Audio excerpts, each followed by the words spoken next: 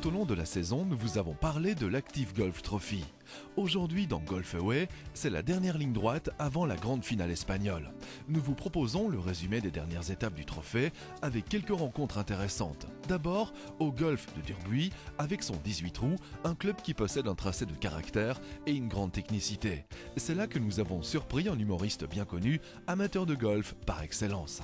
Sans le connaître et sans un bon plan, c'est difficile parce qu'il y a beaucoup de doglegs, il est très étroit, donc on perd facilement des balles et il faut vraiment être patient. Il ne faut pas vouloir attaquer ce parcours, ça c'est sûr.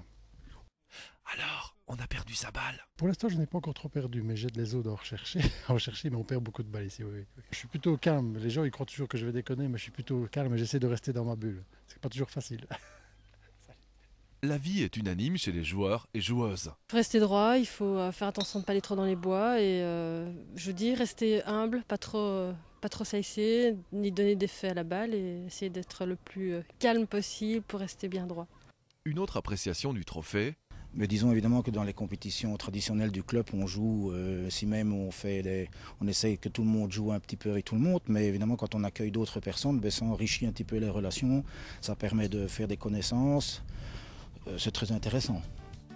Direction les Flandres et le terrain du Ternès Golf et Country Club, un 27 trous tracé dans un merveilleux domaine, arboré de hêtres et de chênes superbes. Un choix de parcours voulu par l'organisateur. Bien, nous essayons bien entendu d'offrir à nos invités la plus grande diversité possible au niveau des terrains. Diversité au niveau des terrains qui, bien entendu, se répercute aussi au niveau du jeu. On ne joue pas un terrain comme Durbuy, vallonné, de la même manière que Houtalen ou que Oudenaarde ou que Ternès. Tout joueur de golf aime de varier les difficultés. Le golfeur est un petit peu masochiste, il faut bien le dire. C'est un sport qui demande énormément d'attention, d'entraînement, qui ne permet pas beaucoup d'erreurs. Lors de chaque manche, il y a toujours quelque chose à voir ou à essayer. Une animation est toujours prévue durant la journée. Cela va de la dégustation de vin à la démonstration d'accessoires comme cette valise intelligente que nous avons découverte.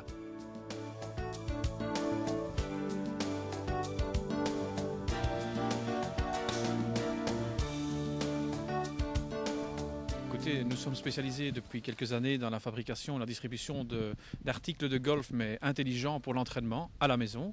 Et donc effectivement, cette valise représente une vraie valeur ajoutée pour tous ceux qui veulent, petits, bons, moyens ou grands joueurs, améliorer leur handicap, clairement. Avant ou après la partie de golf, cette valise est utile ? Sans être technicien, sans être spécialiste, on peut en moins de 2 minutes déployer l'antenne et l'installer entre 6 et 20 mètres de la valise qu'on aura posée sur le sol. Très facile. Dans un sac de golf, on a 14 clubs qui partent du sandwich au drive. Tous les clubs sont possibles. Il suffit simplement d'ajuster la valise pour qu'elle puisse donner la position idéale pour les frapper. Peut-on ainsi faire du golf à la maison et donc aider le golfeur pressé ? Effectivement, avec cet appareil, on peut non seulement améliorer son rythme et son practice, mais on peut aussi voir si les balles sont droites ou pas. Donc on voit très bien une balle qui hook, une balle qui slice, et on peut très facilement à ce moment-là corriger. L'outil idéal pour améliorer votre rythme. Il vous sera peut-être utile pour la finale de l'Active Golf Trophy qui se déroulera à Monte Castillo en octobre, ou tout simplement pour votre prochain challenge golfique.